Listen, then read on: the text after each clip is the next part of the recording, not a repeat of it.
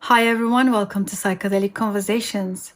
This is your hub for engaging in deep conversations around serotonergic hallucinogens that alter perceptions, affect cognitive processes, induce mystical and spiritual experiences. Enjoy the show.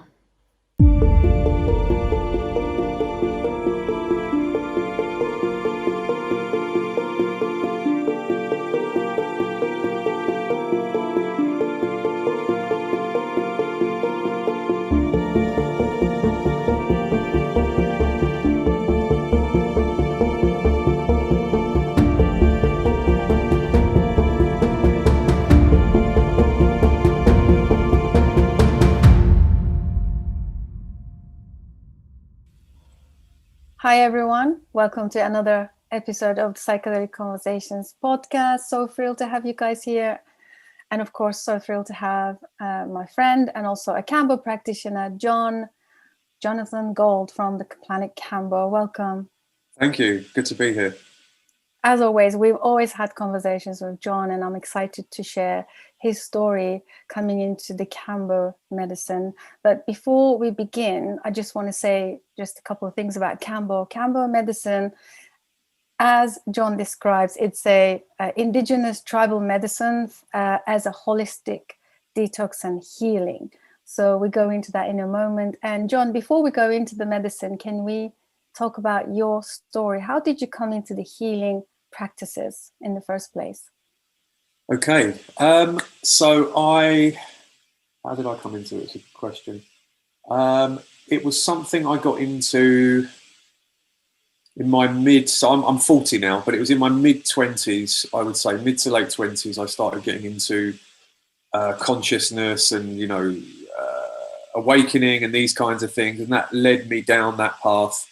And then I started discovering using these plant medicines, and then I went to a retreat and did ayahuasca. I've worked with pretty much all of these medicines. I've gone to places where it's where it's legal, where you can do it, and I've done these medicines.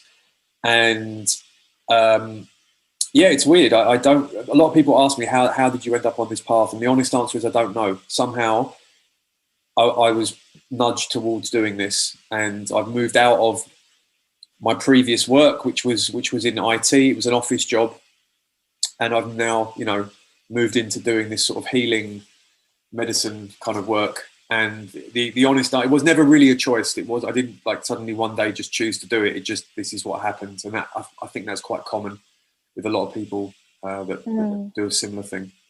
Yeah, it's true. And also, as much as we say we just kind of come into these healing practices or alternative plant medicines, there is something always there, isn't it? It's like there's a nudge, there's some calling, there is. But also, would you connect it to any kind of earlier childhood trauma or some struggle, some frustration in life that kind of led you to there, or is it? Yes, definitely. Yeah. Absolutely. Yeah, I had my share of childhood trauma. So yeah, I've been on a path of healing that involved clinical therapy as well, and other forms of therapy. Some of it's been body work, tantric body work, somatic body work, and then the plant medicines as well. Another tool, and they all work. They all. There's no one thing that I've done that I would say that was the one. That was the thing. They all work in their own way. But I think, I didn't mention that actually at the beginning, but yes, definitely that was something that's probably guided me more towards this healing work. And most healers, they've all been through it. You can't be a healer or a therapist if you haven't been through the thing that you're trying to help people with. It won't work. You have to have walked that path and been through the same thing that the people that you're trying to help, that they're going through or they've been through, in order to really connect with them. Yeah. And how do you feel about this saying that a lot of this is thrown around, that therapists and healers are actually really messed up, and people in this space are really messed up? Like I hear and I hear and meet people that actually say, oh, like there's a stigma or maybe like a critique, or I don't know, some kind of negativity there. How do you feel about that? I think that is not completely without truth, because this I don't know what you call it, sector, or this area of healing and spiritual healing and energy healing and plant medicines, it's a breeding ground for darkness. There are a lot of there are people that are in it for the wrong reasons. So I think that the majority of the people are genuine, and it's light workers who are really trying to help people. But unfortunately, as in all walks of life, there are some toxic people that are in this field, and because it's dealing with vulnerable people and it's unregulated, you're going to get your fair share of not so savoury people that are practicing, but that's in the minority. Do you know what I mean? It's definitely the majority of the people I've met in the sector are amazing. So I can understand how someone from the outside that's looking in could get that impression, or maybe they've had a bad experience and they think, well, that means that everybody who's doing that work is isn't doesn't have good intentions. Yeah. But it's not, it's the same in all walks of life. You have it in every office, in every industry, in every sector. You're going to have good people and you're going to have people that don't have such good intentions. So it's not an isolated thing. But in my experience, the majority of people, good intentions, and they're in it for the right reasons, but you are going to get some people that are using it, that are weaponizing it in a sense, because for control and manipulation. Yeah, I guess this is everywhere, even if it's not the healing space. Totally. But I think my understanding is it gets talked a lot in the healing space, because the healing spaces are very vulnerable, open spaces. There are traumas talked about, a lot of mental illnesses, and all of these emotional issues being talked about. So I guess it kind of opens up a space to have these conversations, and also it's very natural for people to think this is a very dark space to be in, and there's lots of. But it's true, I mean, if you look at the mainstream psychotherapy, even the regulated spaces can be full of people, again, misusing these licenses. Like even clinical therapists can be led by those people who's never done their really deep work. So I think it's everywhere, like you said. No, totally, it is. It's not isolated to just this sector, but it's quite prevalent, because there's vulnerable people that are traumatized, that are opening themselves up, and then maybe talking about very personal things, going through a very personal experience, and to somebody who's in it for the wrong reasons, that's a lot of power that they have over this person. So that's something to be aware of, and that's why it's always good to go. When you're seeking out these kinds of practitioners, you want to go on recommendations. You want to find out from someone else, who's already been and worked with this person, that this is a good person to work with. Yeah, of course. Yeah. Again, we always say, make sure you vet the person, the place, the offer, the retreat. Yeah, great. So that we can make those good decisions about our healing processes. So let's come back to the Kambo. I'm excited about talking about this medicine because of also my experience, and I find it very profound. So and also your way of kind of teaching this, because you're a practitioner, but also you have training. You train people how to apply Kambo. So let's start with Kambo itself. What is it? And all about Kambo, and then we can go into how you kind of teach people to do it. Okay. So I'll explain it as if the person listening has never heard of it, doesn't know what it is. So Kambo is the name given to the secretion of a particular frog. This frog lives in the Amazon jungle, and it secretes this resinous substance on its skin, a waxy resinous substance, and this substance acts has a few different purposes. It's a moisturizer for the skin, for the animal's skin. It's a sunblock, protects it from the sun, and it's also antimicrobial, and so it protects it from microbial invasion, fungus infection, these kinds of things. And it's also poisonous, this substance, so that it keeps the predators away. And the frog is very brightly coloured as well, which also deters the predators. The frog is called, it's the Phyllomedusa bicolor. That's the technical name for the frog. It's also called the giant monkey frog. And for centuries, the indigenous tribesmen of the Brazilian and the Peruvian tribes who live near the Amazon jungle, they use the secretion from this frog for healing and empowerment purposes.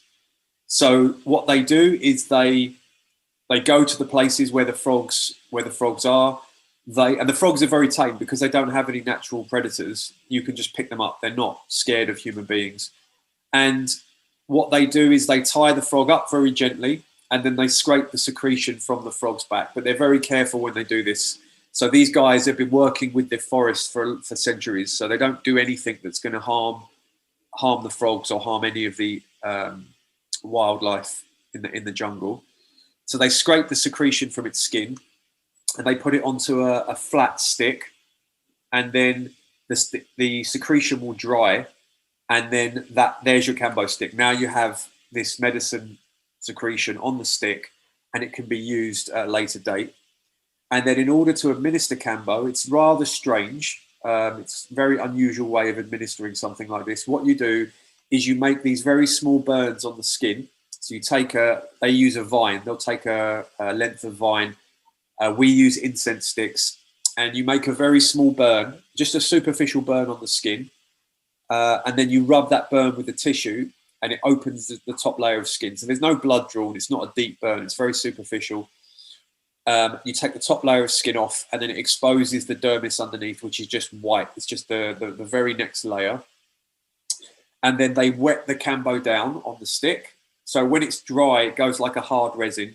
When you apply water to it, it goes back to more like when it's on the frog. It goes to like this kind of gooey substance. And then they take a knife, they scrape some of the Kambo, and they put it on the wound. So the Kambo actually enters the body through the wound. And what it does is it goes through the lymphatic system. The lymphatic system is like the filtering system for the body. It's the cleansing system. It cleans the blood.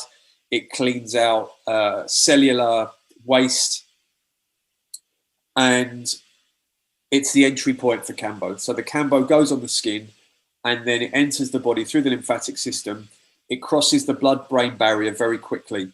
So for those of you that have had Kambo, and obviously Susan has had it, you know that you put this stuff on your skin, within 10 seconds, you're already feeling the effects. So it crosses the blood-brain barrier very, very quickly. And the way that it works is it's counterintuitive to what you might think. So when people look at Kambo that have never seen it before, and they think, okay, you have a poisonous substance and you're giving it to someone, and then they're going through a very intense purging process where they're going to vomit, they might need to go to the toilet, your face can blow up a bit as well. And to the untrained eye, it looks like, okay, you've poisoned this person, and now their body is trying to expel poison, is trying to get rid of the poison. And that's understandable, that's how it looks, but actually that's not how it works at all. The way that Kambo works is within the Kambo, you have what's called peptides and peptides and neuropeptides. And what they are is they are protein-like molecules that have an effect on the body and the brain. So when they go to the brain, they essentially are signaling molecules in between neurons. So they are what the Kambo is able to do is it's able to sort of turn on switches in the brain for healing. So I'll give you another example. When you get the flu, the symptoms of the flu, like the fever, the vomiting, diarrhea, they're not caused by the virus itself. They are bodily processes that the brain initiates in order to kill the virus. So when you go through a Kambo process, and I'll explain what a Kambo process feels like, all that's happening is the Kambo is pressing those buttons in your brain for healing. and it's essentially like a short and intense flu. So when you do Kambo, you get a fever, you will vomit, and you may need the toilet. So all it's doing is it's initiating these healing processes, and they all happen at the same time. And that's why you get the effect of Kambo. It's not because you're taking in poison. When it goes through the skin, it's actually not poison at all, even though the substance is poisonous. And if you eat it, it's poisonous. But when it goes through the skin, it's not.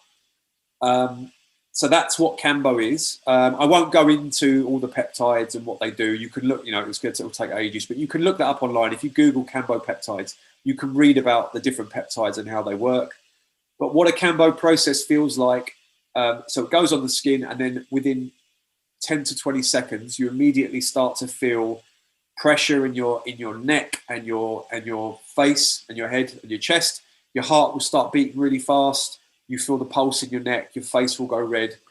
Kambo is a vasodilator, so it dilates all the blood vessels. All the blood starts rushing around. Not an unpleasant feeling. It's quite a nice feeling at the beginning.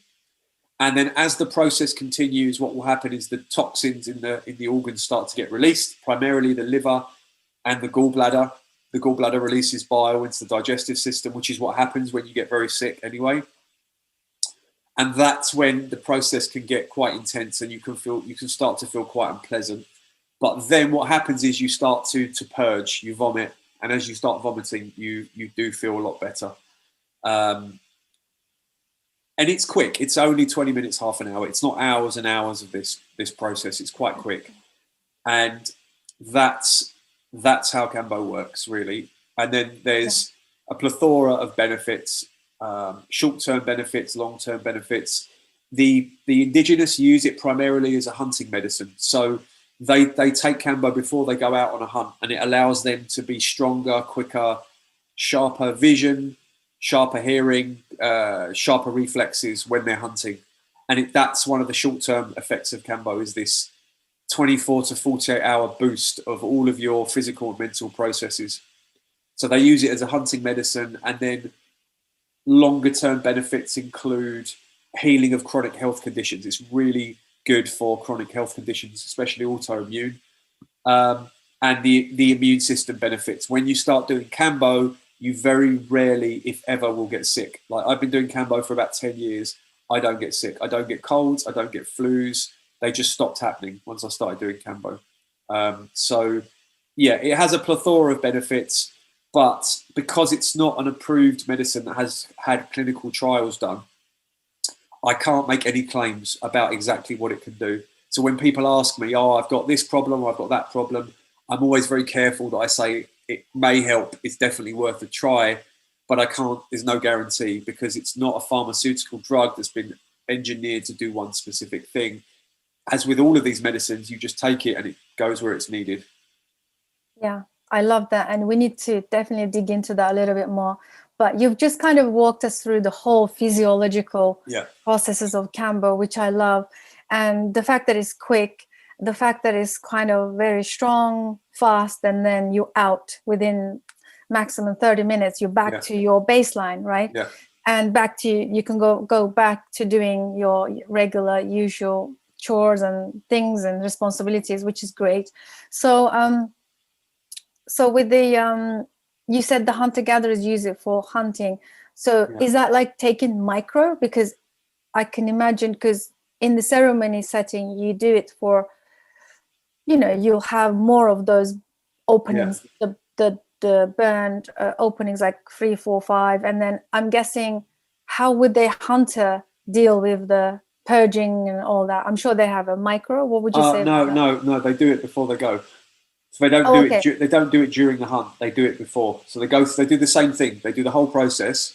They take a lot of Kambo. They probably take a lot more than we do, maybe multiple times, and then they go out and they hunt. So they're rolling in the after effects of it. Yeah, because I remember talking to some of the friends that we gone through the process together. They said they felt a lot lighter, which means yes, it's true, and you feel more. And then, there is this elevated positive state. I'm guessing that's what the hunters would look for, I'm guessing. Absolutely. Yeah. I mean, it works in many different ways. It's physical cleansing. there's definitely an energetic component to it that I can't quantify for you, but I feel like it raises your vibration. It really does. And you do feel lighter. You do feel, you have less of a need for food and sleep, for sure. So if these guys are going out into the jungle with no food for long periods of time, then Kambo is great for that. It also does, it will remove the need for sleep as well. So it depends. Some people do it and they're wiped out. If it's the first time you do it and someone goes through a very intense process, it's rare, but I've had some people say that for like 2 or 3 days after they were exhausted. But for most people, and if you've done it a lot, when you do it, you are energized. And I know sometimes I've done it, and then that evening I can't sleep. But it's not like insomnia where it's just horrible. It's actually quite pleasant. I'm just laying there and I'm quite blissful, but I can feel that my body just doesn't need as much sleep, really. Yeah. So it has, you know, a plethora of effects, very positive effects on the brain. And it's really good for like stress as well. If you're in stressful situations, Kambo is fantastic. It really is. I've used it myself, you know, when I've been in stressful situations, and it presses the reset button in the brain, and you do feel very, very calm afterwards. Yeah. So I guess when the brain initiates the reset, I'm guessing somatically there are a host of other cleansing and resetting going on below, you know, the neck sort of thing. I'm guessing, you know, a lot is going on in the body somatically as well, which I'm guessing also positive in terms of healing and detoxing, as the Kambo provides. One quick question before we can move on to the other effects. It's a shame that this is not studied enough, because as like any other medicines, and somehow indigenous people have used these medicines for so long and they are integrated into their lives, and not like us in the modern world. And I believe, like, I'm guessing compared to my first experience with Kambo to second, I've only done 2 times, but a massive difference. So I'm just thinking of all the indigenous people going out for hunt, and they, just because the medicine is part of their lives and they integrated it and they must have used it from a very young age, I can just see their relationship being very different than to us, because even the second one was so much more elevated, positive. And I remember my first one was very massive struggle. I'm guessing because we live in a modern day where there's so much dense energies.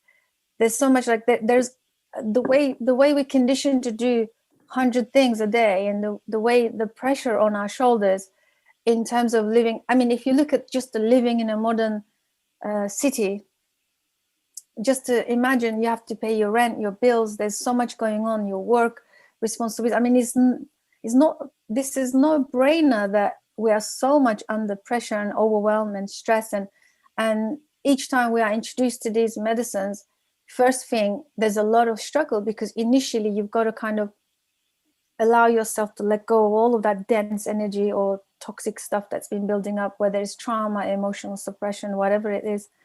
I think, initially the first people who come into these alternative medicines, they always struggle at the beginning, and then once they build a relationship, it's almost like they're far more better at, you know, integrating them into their lives for more positive effects, and it's not really like it was really bad, you know, these bad experiences. It's no longer bad. I think my understanding is it becomes really bad experience when a person probably needs to release a lot, or maybe they're holding on a lot, but I might be wrong. What are your thoughts on that?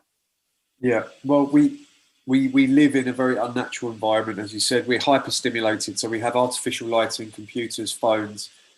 We're constantly being stimulated, and you obviously have, you know, electromagnetic energy. And I don't know the ins and outs of it. But we have Wi-Fi and all of these things, which I don't know whether they actually do anything to the brain. But I mean, there's a lot of energy floating around, and the Indigenous don't have that. So they, you know what I mean? They're not living with the same levels of stimulation that we do. So if anything, we need it more than they do, to a certain extent.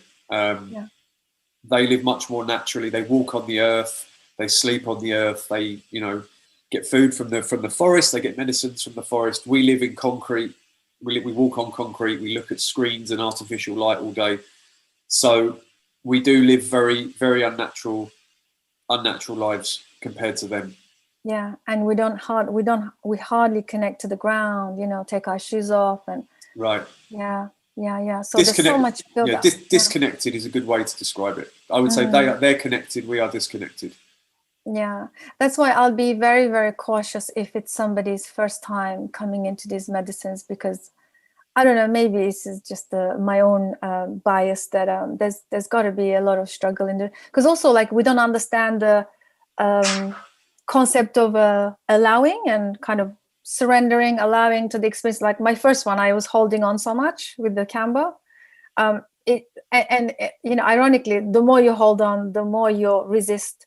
It persists, right? It just becomes extra difficult. And somehow, like, I don't know, our conditioning and our program in the modern world is so different, because we're so conditioned with the pharmaceuticals where you just, you know, you go headache, you take an aspirin, you have diarrhea, you take this, whatever this drink, and then it stops it, kind of thing. And then it's understanding in a deeper way that these medicines, earlier you said about, they will do what you need in that moment. That is the biggest struggle for us in the modern world, to come into these medicines, to understand and grasp it on that level. We think intellectually, yes, we get it. Yep, yeah, totally get this. And then when it comes to the actual experience, we don't. We hold on. We really struggle. I think, we don't grasp it like we say we do. So, and also trusting. We don't also trust enough our bodies, because I know that, I mean, think about it. We survived up until this time. How many thousands of years? I mean, when was the first time a man walked on earth? And we survived. And this thing that we don't trust our bodies when it goes into that shock or processes, we just don't trust. We just don't trust. And I think this is one of the things that plant medicines teach us, to stop looking outside and then come back and really trust your body. And I find that super powerful. What are your thoughts on that? Yeah, absolutely. I think that, again, it's the disconnection thing, that we're indoctrinated with the sort of Western capitalist viewpoint or paradigm of separation and accumulation of wealth, and all these things are like, you know, not to say we all have to live in mud huts and, you know, I mean, do nothing. Well, obviously you know, you have to participate in society, but rather than doing it and just thinking this is all that there is and just taking it for granted that this is how things are, is to understand that this is just a, what's the word? I can't think of the right word, but this is a culture, or this is a civilization, but there are other cultures and other civilizations that do things in a different way and are just as valid. So this Western paradigm that we're in makes us disconnected. It makes us disconnected from the earth. It makes us disconnected from our bodies as well, because we're constantly looking at screens. Honestly, like as amazing as, like, you know, I'm talking to you now, I'm looking at your face on a screen, we are conversing. You know, 30 years ago, this would be like magic, what we're doing. And we take it for granted now, and it is incredible. And I could be doing this on my phone, or we could be talking on my phone, I could be looking at your face, you could be recording it, and this is all amazing. But at the same time, the technology and the screens and the phone and the access to it 24 hours a day is very damaging. And I know this from my own experience, because it is like a drug. It's a dopamine stimulator. This thing, right? This thing is the most addictive drug that I've ever had, right? Because it's in my pocket all the time, and anytime I'm bored or I don't want to feel, I get my phone out and I can start scrolling. And the scrolling on social media, those things, they are like cocaine. It's the same addictive mechanism. It's the dopamine pathways that it's hitting in the brain. And as I said, I know this from my own experience, because I still do it. I try not to, but I catch myself doing it, and you get sucked in, and it makes life less enjoyable, because your brain gets used to a higher level of dopamine. If you're constantly stimulated, you get used to a higher level of dopamine, and then everyday things just bore you. You don't want to do normal things, because if it doesn't involve my phone or looking at a screen, I don't want to know. And again, I know because I have it. Do you know what I mean? This is first-hand experience of this thing of feeling dissatisfied with everything else because it's not stimulating enough. So it is about balance. You know, these are amazing tools that we have, the computers and the technology and the phones, but they take over your life, and then it's, rather than you using the device becomes like it's using you. Yeah. So the best advice I can give people is do not scroll. Like I take all of the apps that are the ones that catch me, that suck me in. I do not have them on my home screen. They're somewhere in the background of the apps. I need them for work, like I need Facebook for work, but I don't look at it otherwise. So if it's on my home screen and there's a button I can just press it, then I'm quite likely to do it. But if it's in my apps somewhere at the back where I don't have immediate access to it, I don't do it. So it's that urge to want to look at something like Instagram or Facebook or YouTube and just scroll through. That is something that you need to conquer. You need to master that urge and not do it. And when you stop doing it, the urge goes away and life gets better. Yeah, 100%. And it seems like these medicines also help us to slow down. It's the opposite of what we've been conditioned to do, right? Yeah. And so just a quick wrap up, like, acknowledge and appreciate technology. It's changing lives. It's improved our lives, connection. Let's use it for positivity. Let's use it for like spreading good messages, good vibes. I like that. But also knowing the time to kind of cut yourself away from it. Yeah. Slow down, get yourself in the nature, get into meditation, maybe a little breathing work, breath work or something.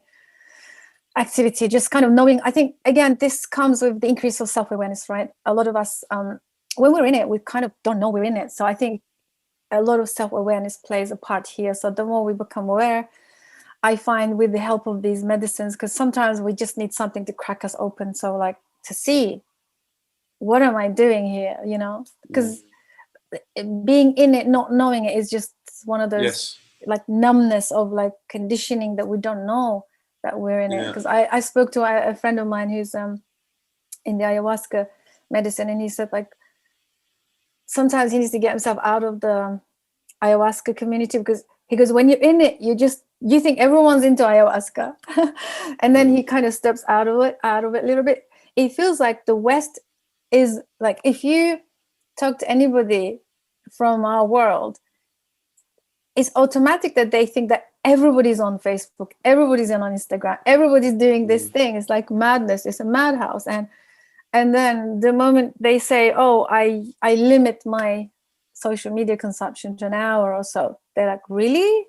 Because they just assume that everybody is 24/7 on social. So it's a great point. Thank you so much for that. And let's come back to Kambo again.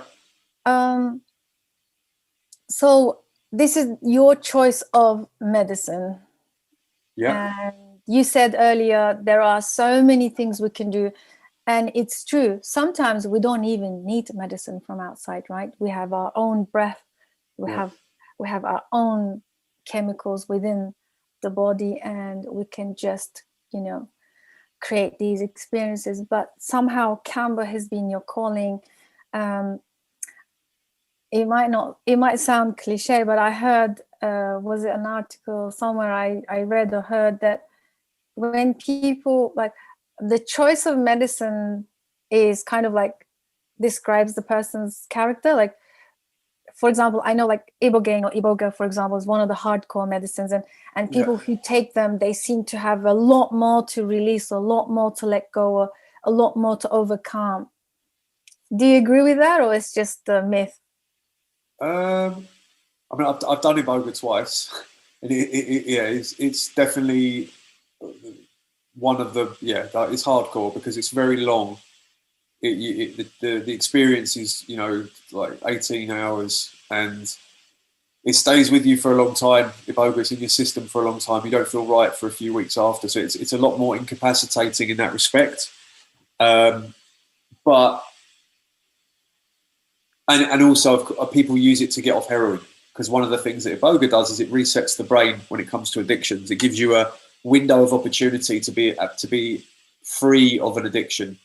So people go to do Iboga when they're going through heroin withdrawal, and the moment that they take Iboga, withdrawal symptoms go away. So it has that reputation as something that's very hardcore for like really damaged, people, heroin addicts. But other people do it just for their own spiritual development. And if somebody feels called to do it, then go and do it. I'm not advocating anybody should do these things, but do your research, find the right practitioner, go somewhere where it's legal. But if you feel the calling and you've done all those things and you feel like it's right, then just because you think, well, I'm not really messed up and I'm not a heroin addict. Do I need to do it? But it's definitely got something that maybe you'll get a lot out of. I personally didn't get that much from Iboga, as far as I could tell. It wasn't anything that I was expecting it to be. But most of these things are like that. If you go in with expectations, you'll get something completely different. But I know other people that have done Iboga, it was the most amazing experience that they've ever had. So yeah. I think, as with all these medicines, you don't know what you're going to get. Yeah. So the Kambo, interestingly, doesn't have the psychedelic qualities, the hallucinogenic qualities, but somehow it's one of those medicines that I'm always nervous about. Maybe because of the intensity. I don't know what it is, but when you sort of, offer this medicine, how do you manage expectations, and how do you manage these kind of experiences? When you ask how do I manage expectations, you mean other people's expectations?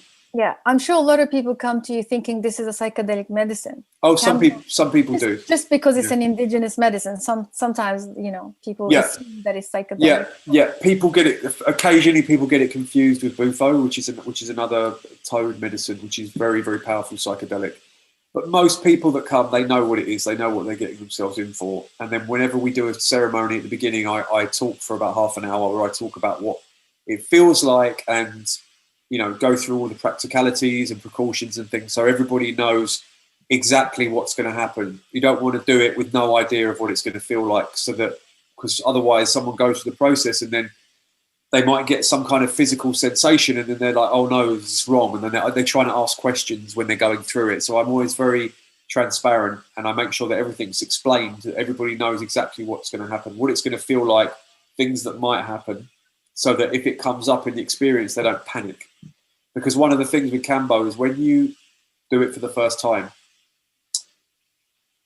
like when you've done it, once you've done it more than once, even though it can get very uncomfortable, okay, it's going to be over shortly. But the first time you do it, it can get intense. And because you don't know when it's going to end, it can make you a bit panicky. I know the first time I did it, there's oh my God, what have I done? Because your body's going through this really intense process and it can feel very unpleasant.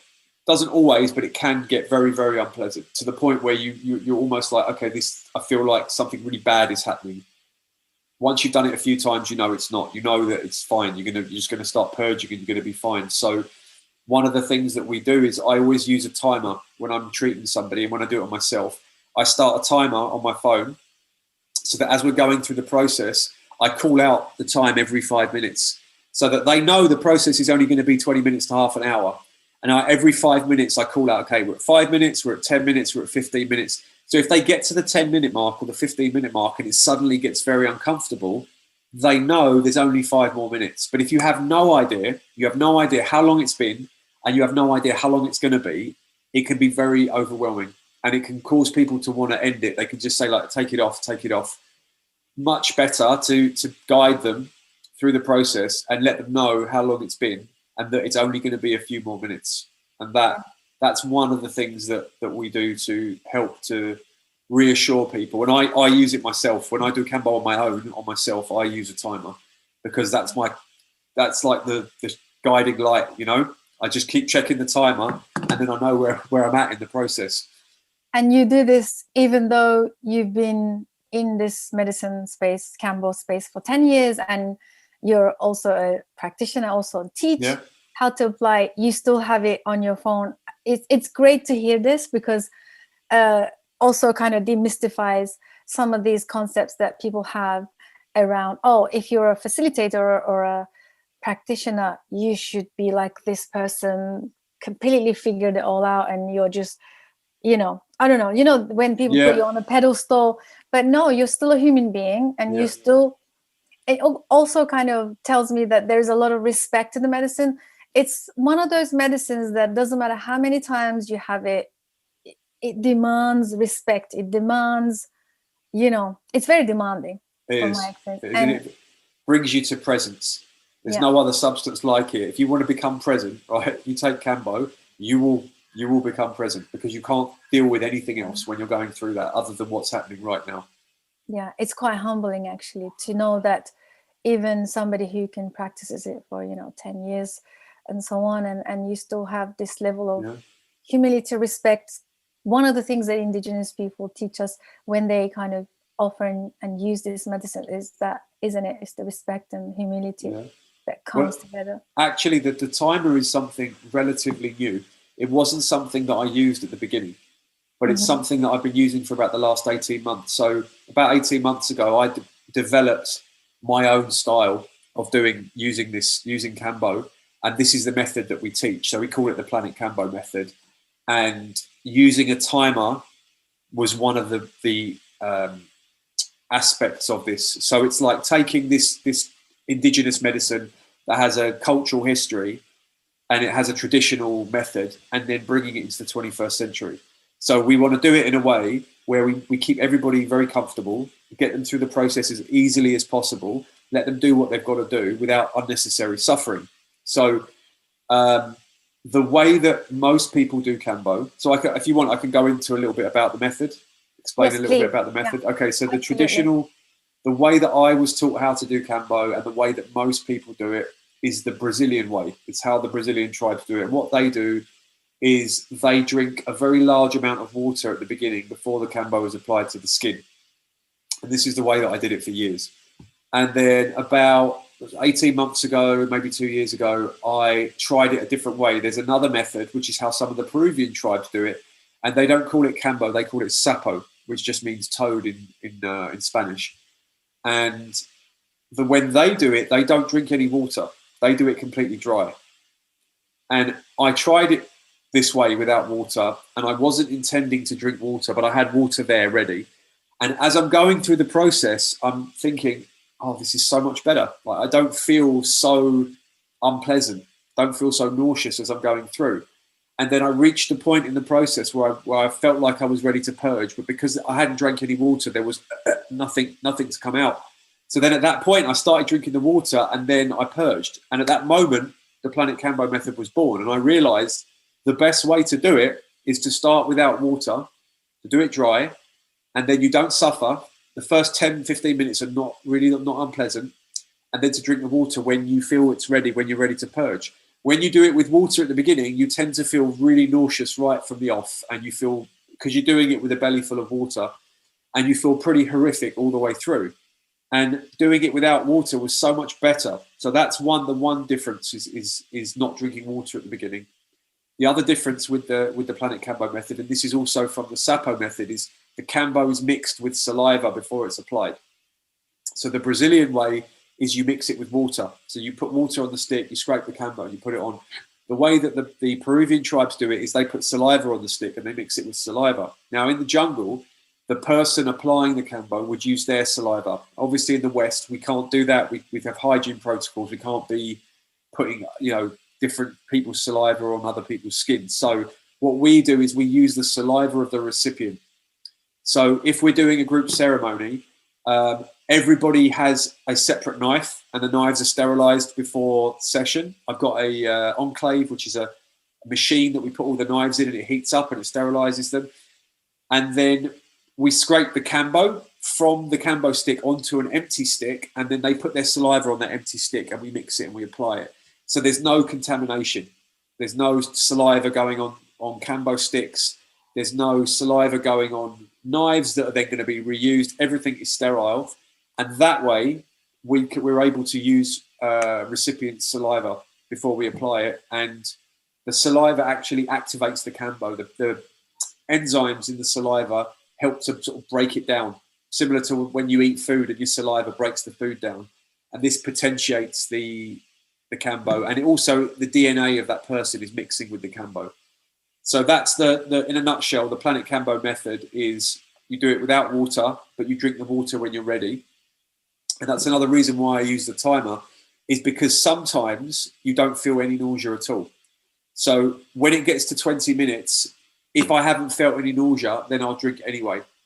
So that's something that I teach with when I'm teaching people practitioners to work with clients, is you set the timer, they go through the process. If they start feeling really nauseous, they can drink water. So if after 10 minutes they feel really, really nauseous, they're ready to purge, they can drink the water. But if it gets to 20 minutes and they haven't felt any nausea, you get them to drink anyway, because the beauty of this method is some people don't feel any nausea. They drink the water at 20 minutes and then it all comes. So that's another reason why we use the timer. But it's, no water at the beginning, water when it's appropriate, and then we use the saliva to apply the Kambo. And that's the Planet Kambo method. And everybody that does it with us, says this is a better way of doing it. So I've never tried it the other way, but I'm sure you get challenged a lot, because almost everyone who's tried Kambo, they've drank lots of water before. I mean, even a close friend of mine had one experience, had to drink 2 liters of water before. Like you said, it was very horrific from beginning to end, and she'll never do it again. I think this can be quite scary. But like I said, I've never tried it any other way, only your way. So for me, it was pretty quick. And especially somebody who hates drinking tons of water like that, and they're not used to drinking that much water in the beginning, it makes sense to kind of wait till the moment that you're ready. Absolutely. It just makes sense. It totally makes sense. It was so obvious to me. Once I did it that way, it was like a light bulb went off in my head, and it was like, of course, this is the way to do it. Why would you want to drink loads of water and make yourself feel really sick when you don't need to? And the other problem is, a lot of times you'll bring that water up too early. You'll purge the water too early, and you'll have to drink more anyway. Yeah. So it makes the whole process so much smoother and more comfortable and less traumatic. Mm-hmm. And for me, it was a no-brainer. Once I did it that way, that was the way. I would never do it drinking the water at the beginning. I just wouldn't do it. I'd rather not do it. And I used to dread doing Kambo that way. I'd do it, but I would dread it. This way, I don't dread it, because it doesn't really feel that. It's not that unpleasant, really, at all. It's only unpleasant just before you're going to purge. So I would say the first 10 minutes, not unpleasant at all. Then around the 10 to 15 minute mark, I start to feel a little bit, okay, it's coming. And then that intensifies. And then around 15, 20 minute mark, I drink my water. And as soon as it starts to come out, you start to feel better. Yeah. So, it was just, for me, this is the way to do it. Yeah. So just want to give a quick example. My first one, I did drink a lot. And then, like you give these humongous, huge buckets for people to fill it up. Some people fill it up, some people don't. Yeah. I always had this image in my head that I had to fill, because when you're given this big, massive bucket, you imagine, oh my God, do I need to fill this all up? So my first experience was, okay, almost. But then the second one was completely different. And luckily, I do understand the way the medicine works, and I was fully accepting that. And also, my second experience was very light, and I didn't have to purge at all, only once. Totally fine. And, I think because of my background, I kind of understand this is fine. I don't need to panic. And I can just imagine a lot of people challenging you. Why don't I have to drink lots of water? I've heard it or read it this way, and why do you make me do it this way? How do you deal with all the challenges like that? Well, I explain it at the beginning. Whenever we do a ceremony, I always do a good half hour of talking where I explain the different methods and I explain why this one is better. But I do say to people, if you want to do it the other way, you're welcome to. I don't force anybody to do it any particular way. If somebody wants to drink the water at the beginning, they can. I just tell them, I'm advising you not to, in my experience, because you are going to suffer unnecessarily.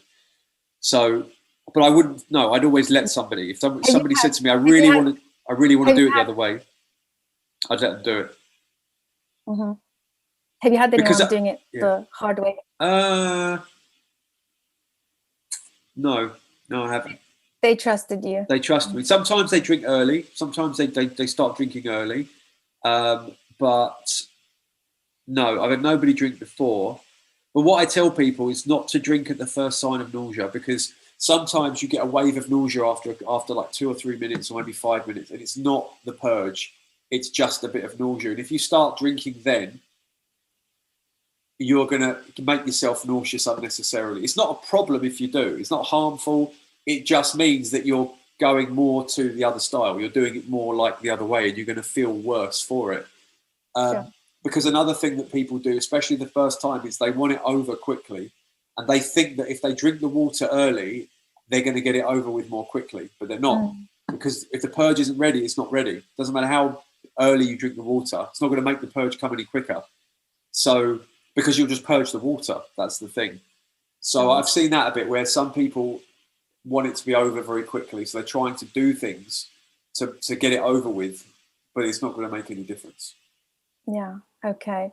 So let's get back to your teaching. I know you had so many successful graduates from, your style of teaching.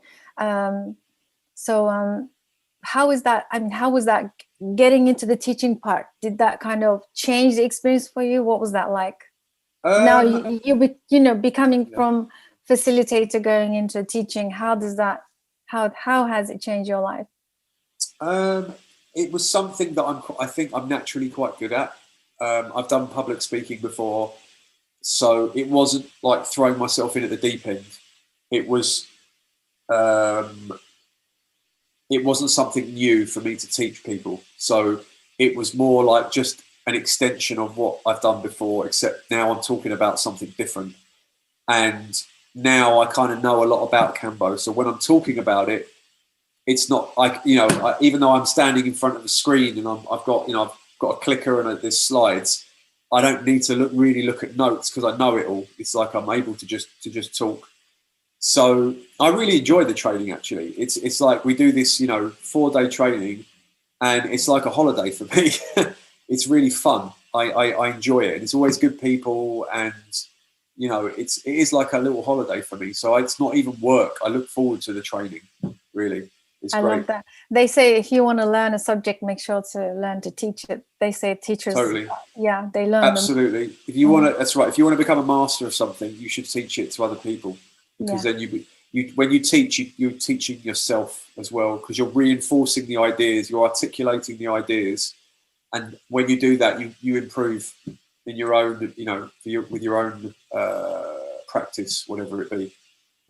Yeah, absolutely. So how can people reach you, and like how often do you teach? Can they get some more information? I know we'll be putting down some links of the in the comments, but how can they tell us a bit more about the teaching process? Okay, so we have a website. It's www.planetkambo.com. On that website, you have a whole bunch of links at the top. You've got training. We have a store. We have an online store. We sell various bits and pieces, ceremonial supplies, Kambo sticks, rapé, which we haven't talked about yet, but it's a tobacco snuff, sananga, which is another medicine. It's an eye drop. So we sell all these sort of shamanic ceremonial supplies. And then you have a link on there for training as well. So we do live in-person training for people who want to be certified as a practitioner. And we also have an online course for self-application. So if you want to learn how to apply Kambo just for yourself, then you can do an online course as well. We also have social media. You can find us on Facebook. You can find us on Instagram. And I'm always happy to answer questions. So if somebody has a question about Kambo or about anything, then feel free to drop us an email at info@planetkambo.com, and I pick up those emails. So, you'll get a personal reply from me. Great. So is there a screening to become a Kambo practitioner? Do you take people through a screening? Because especially if it's self-application, is there a danger? Is there a harm? Yes. So no, there's no harm, but I'd always sort of vet the people that are looking to do it, to make sure that there's no contraindication for them to apply Kambo. But there is no, I always talk to the people before they come, but there's no prerequisite. You don't have to have done Kambo a number of times, a particular number of times to come and train, because there's a lot of dogma and what's the word? Can't think of the right word.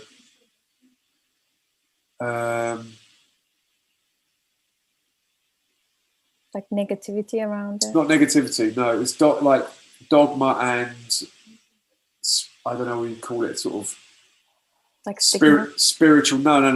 Like almost like spiritual narcissism of you haven't done Kambo enough times, therefore you haven't connected with the energy of the frog, therefore you can't do our training. That kind of thing. That's what I'm talking about. Whereas for me, I've taught people that have never done Kambo before. Do you know what I mean? They've come on the training having never done Kambo, and I teach them how to do it. They do it for the first time on the training. For me, there's nothing wrong with that. You don't need to train for months to learn how to do Kambo. It's it's something that can be learned. So I don't discriminate. I'm not sort of sitting here on my throne looking down my nose at people saying, yeah, you're good enough to come and train with us and you're not. It's like, as long as you're healthy, there's no contraindications and you're a good person, then it doesn't matter whether you've done Kambo or not. Yeah, this is good, because I can imagine there's a lot of loads of that. And that again goes back to what we were talking about at the beginning. There's a lot of those kinds of people that use spirituality and medicine work as a way to be a snob. That was like a snob was better than not spiritual narcissism. It was like spiritual snobbery or medicine snobbery of like, you're not good enough, you're not worthy, no, you need to sit with Kambo more before you come and do our training. Nonsense, absolute nonsense, not necessary at all. Yeah, if somebody is committed, they have the best of intentions. I mean, who's there to say, are they worthy of the training, the worthy of carrying the medicine, worthy of facilitating, right? This is not someone else, another human being to decide, of course. No, absolutely. And that's something that, I'd like to think that people get from us when they come and work with us or do training with us, and they meet me and they see that I'm not like that. I'm not one of those kinds of people that is like judging people or trying to use Kambo as a means to prop up my own ego. I don't care. Do you know what I mean? I don't care where you're from or what your history is, as long as you're not, as long as you're a good person and your heart's in the right place, then that's all that matters. Nothing else matters. But as I said, there's a lot of that in all walks of life, but particularly in this sector, there is a lot of that snobbery that goes on, and where people use it to prop up their own ego, which goes completely against what these things are about, but it is what it is. Yeah, I'm glad you highlighted, because I can imagine in the medicine space, there's a lot of this stuff going on. Who's worthy, who's not worthy, and who should be the Kambo practitioner and who's not. And oh my God, I can just imagine how. You get what's called an enlightened ego. So people go into it, it's very prevalent in ayahuasca as well. People go into it to kind of like quote unquote get rid of their ego, and what happens is you get it becomes very cliquey. You'd have like a group at an ayahuasca retreat that have all done it loads, and that they will see themselves as above the newbies, as above the people that haven't done it before. So you'll get like, like cliques within ayahuasca groups, which is absurd, because the whole point was that they come to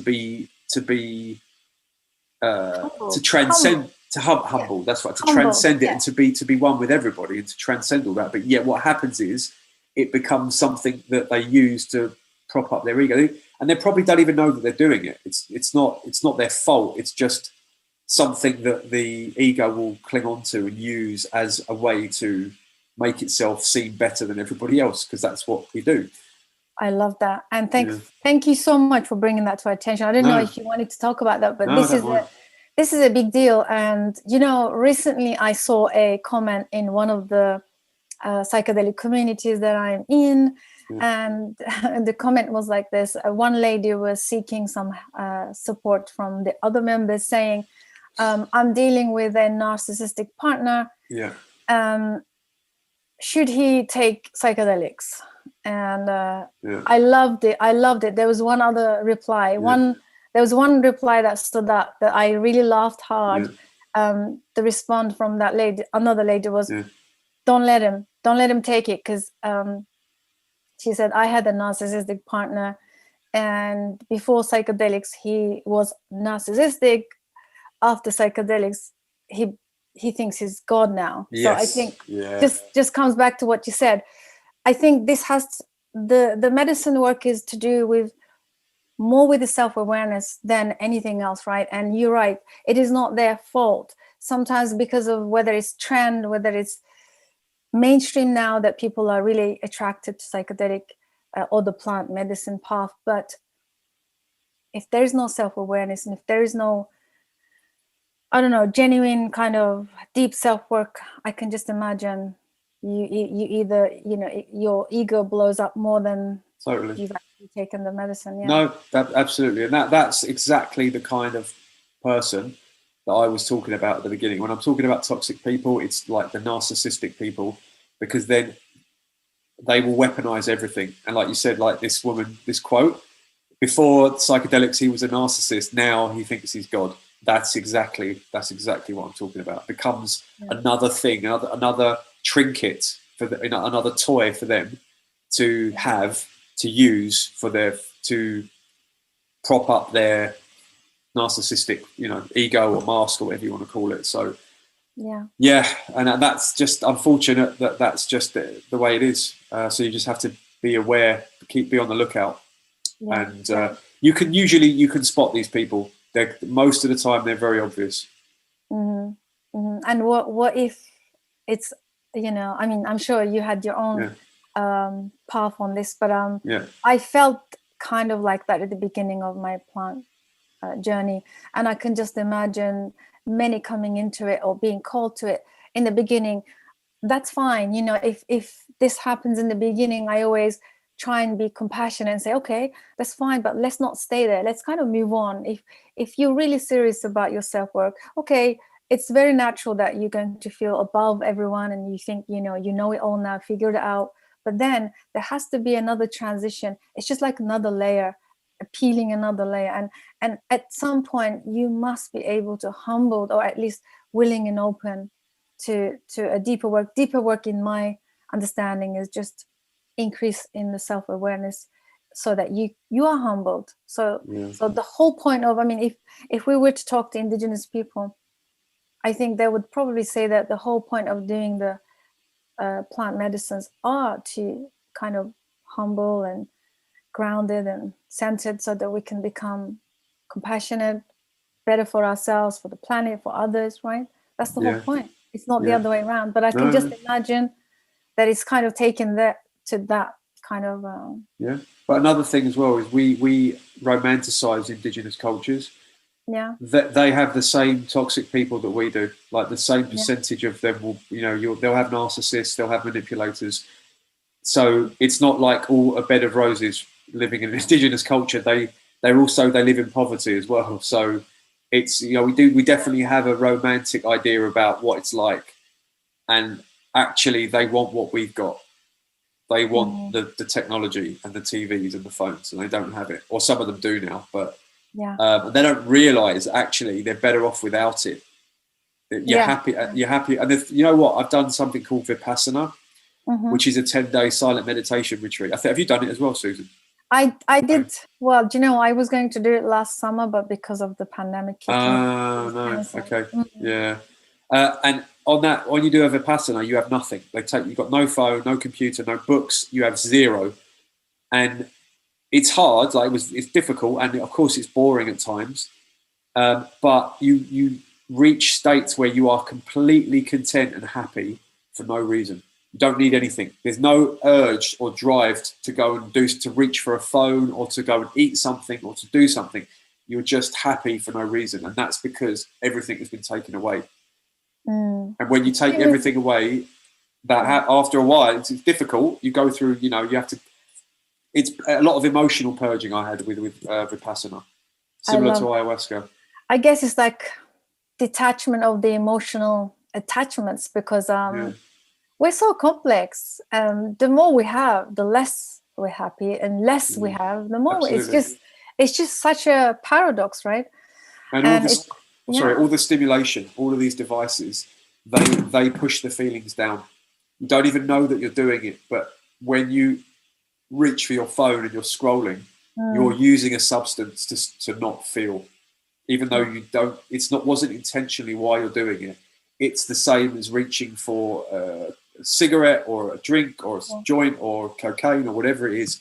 It's the same thing, and we're doing it all the time unintentionally. When you go on the Vipassana and you take it all away, all those feelings start coming up, and it's like they bubble up to the surface, and it can be quite difficult and unpleasant for sure.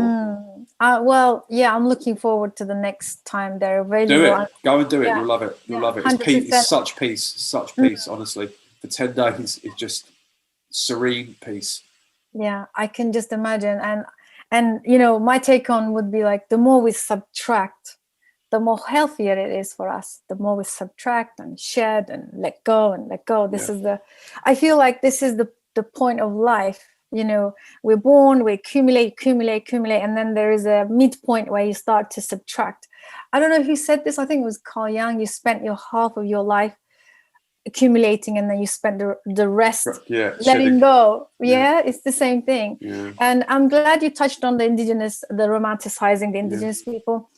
This is very true. Also, I just wanted to say that the lady that I did my foundational work with ayahuasca, she always says, you have no idea, in Peru, she says, there's this shaman wars. There's this like things that are going on that a lot of the Westerners don't have a clue about. Again, comes back to what you said. I think where there's a human, there's always these conditions. There's always the greed. There's always the arrogance. There's always these complexities, right? Yeah. I'll tell you. I'll give you a good quote. This is from a guy called Rupert Spira, who's a non-duality speaker. You can find him on YouTube. You can go to his talks. Really good. Was one of the first guys I found that explained non-duality and enlightenment in a way that I understood. He spoke in a way that connected with me. And he said that we associate happiness with objects. So when you're a child and you'll get given an ice cream, you feel happy, and you associate the happiness with the ice cream. As you get older, let's say you get in as a boy, you get in the football team. Getting into the football team makes you happy. And then as you get older, let's say you get your first girlfriend, that makes you happy. You get your first car, happiness. And he said that the happiness is the same. The ice cream happiness is the same as the football team happiness, and it's the same as the girlfriend happiness, the same feeling. But we associate the feeling with the object. But he said what's actually happening is the happiness is what you are. It's not something that's given to you. You are the happiness.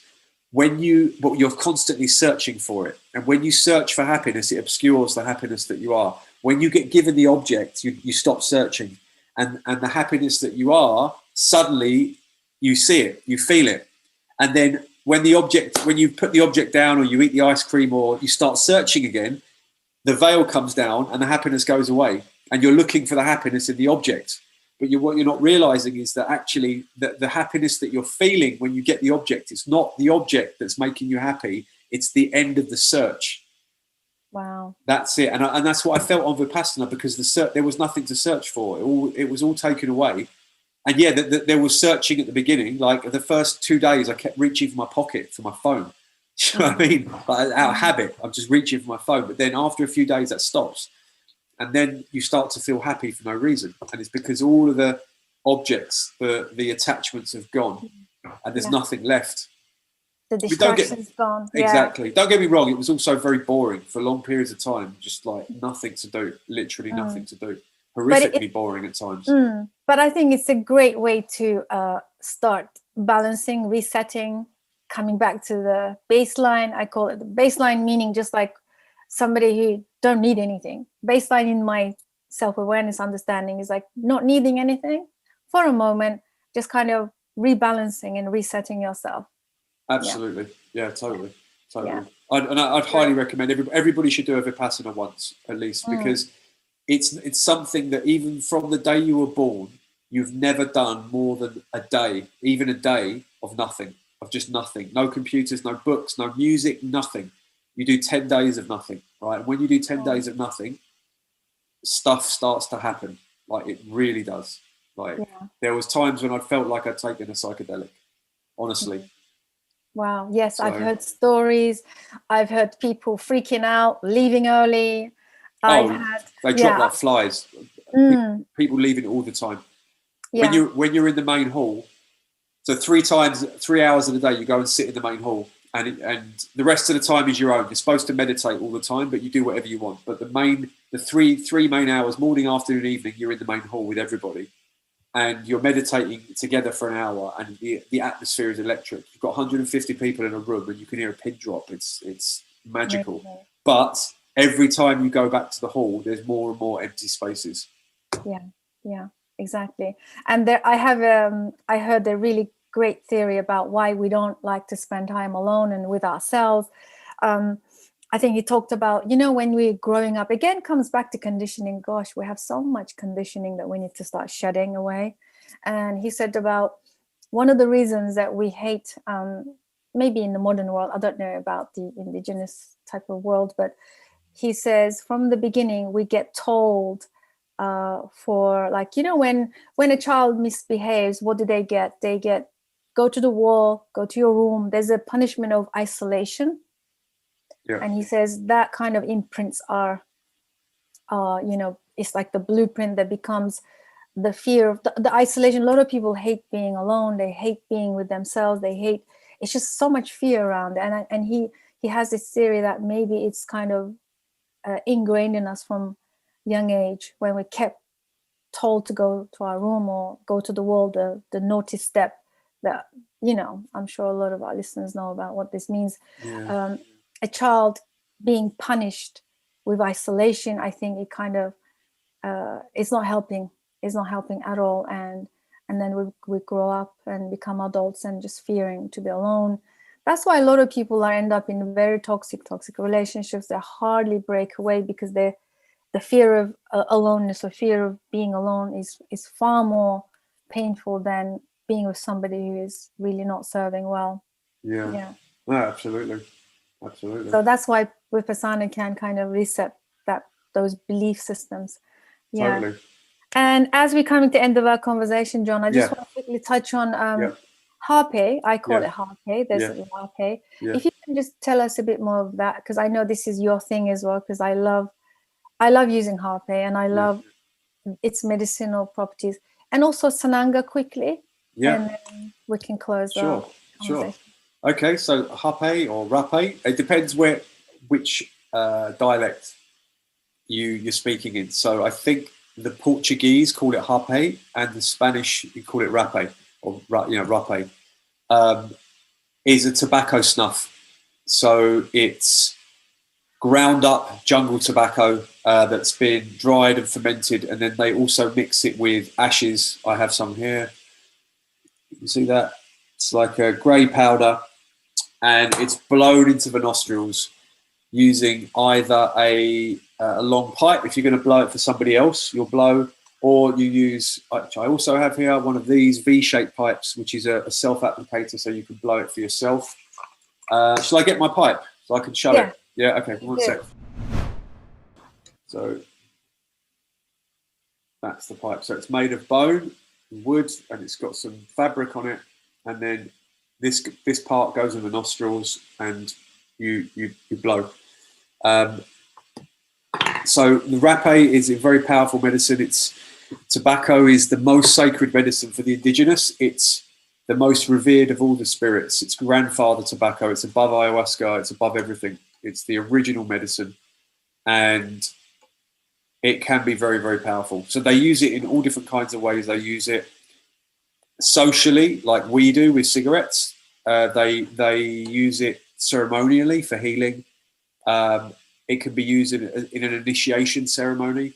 And if you take a large dose of a strong Rape, it will make you go through a process that is worse than Kambo.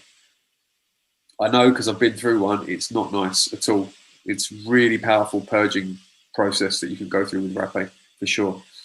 But it's powerful stuff, and I really like Rape. It's one of my favorite medicines. People use it for meditation. Yes, absolutely. You can use it for meditation because it really brings you to your center. Very grounding and centering. And I know, like, I've heard a lot of males being nervous using harpe. Why would you say?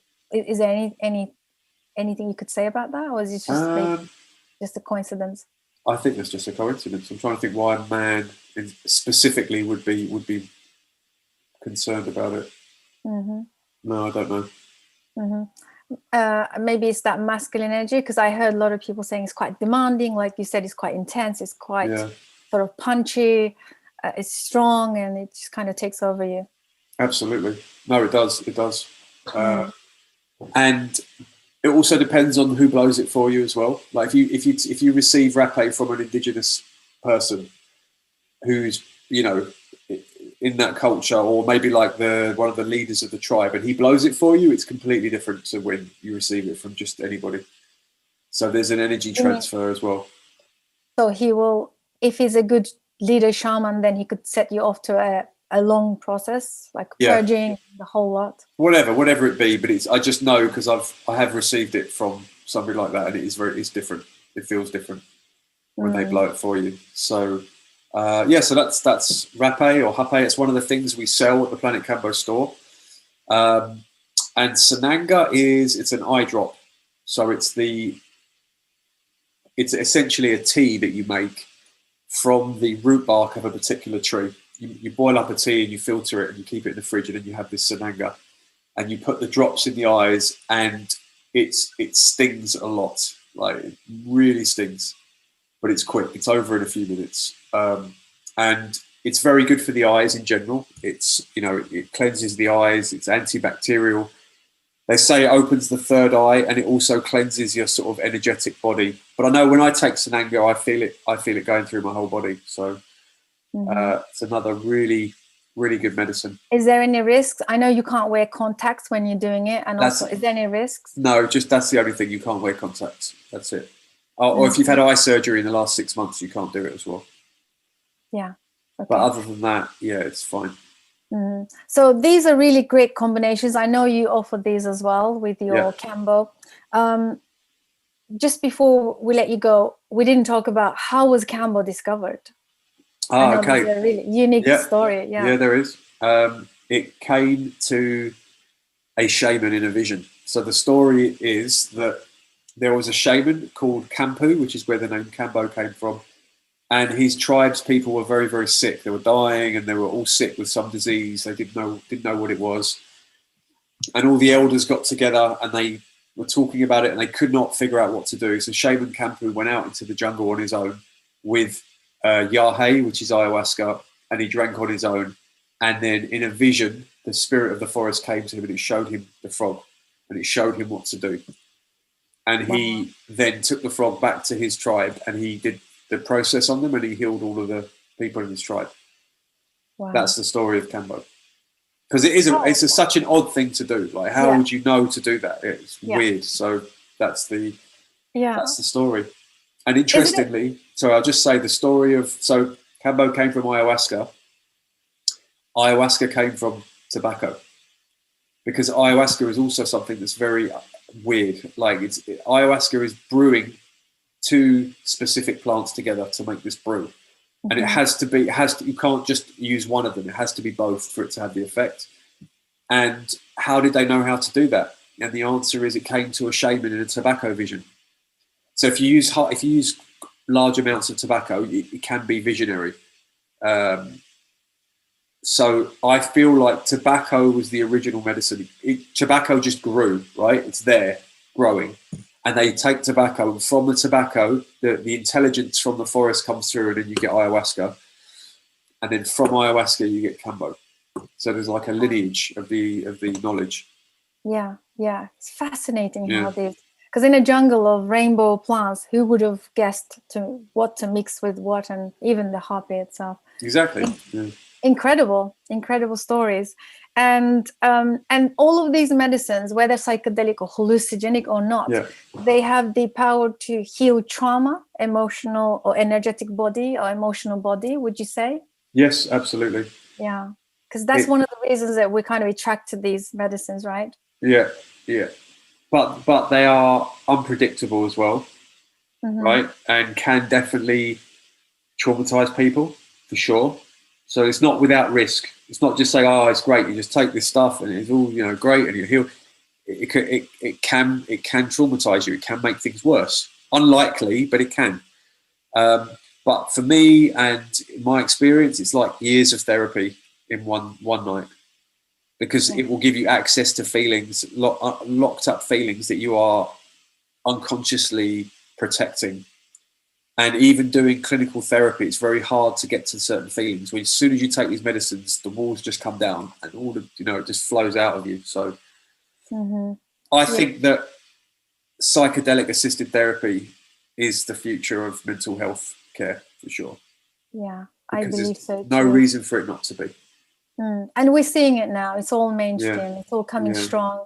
We have so many scientists, people are in, you know, leading these studies now finally. And I just want to quickly say about the traumatization of these medicines. I can just understand, you know, coming from my background from therapy, we usually, like, there is a process that you can take people when they come into therapy, and having this yourself, you probably understand what I'm saying. And also being in the healing arts yourself, you really understand the process. Like, we won't be talking about certain things to the person or letting the person go through certain things just because they don't have the capacity. They probably haven't built enough capacity to deal with certain things. So there is a process that needs to be like slowly kind of dipping their toes into the stream and then kind of undoing and unfolding their own process. But with psychedelics, that's why if people are coming into the medicine space just because it's the mainstream phenomena or trend, I see that this is not always the case, but most of the case they get traumatized or have a bad trip or bad experience. And I always tie it down to not having the capacity to hold the experience. If they haven't had the, you know, at least the opportunity to build some capacity, meaning like emotional resilience, then it's very likely that they end up experiencing or perceiving a very traumatic experience, in my opinion, I think. And this is very, very important to, I think, tell our listeners and people who are listening to this, that it's so important to have capacity and research, knowing what you're going into, right? Although it doesn't guarantee any good experience, it doesn't guarantee any positive outcome still. I always say start small, somehow find your way into it, and also the willingness to do the work comes before anything.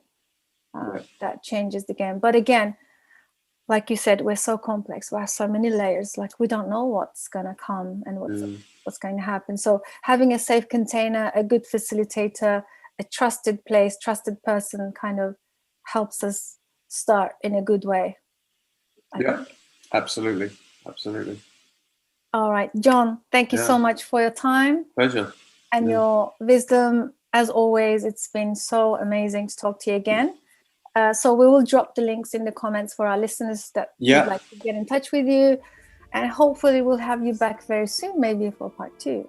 Yeah, always happy to have a chat. Great. All the best on your journey. Thank you so much.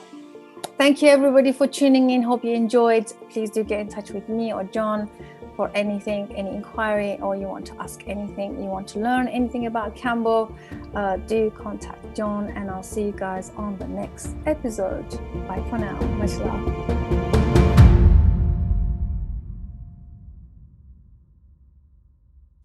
Thank you so much for joining us. Psychedelic Conversations podcast is designed to educate, inform, and expand awareness.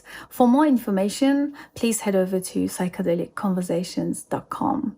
You can also share with your friends or leave a review so that we can reach more people.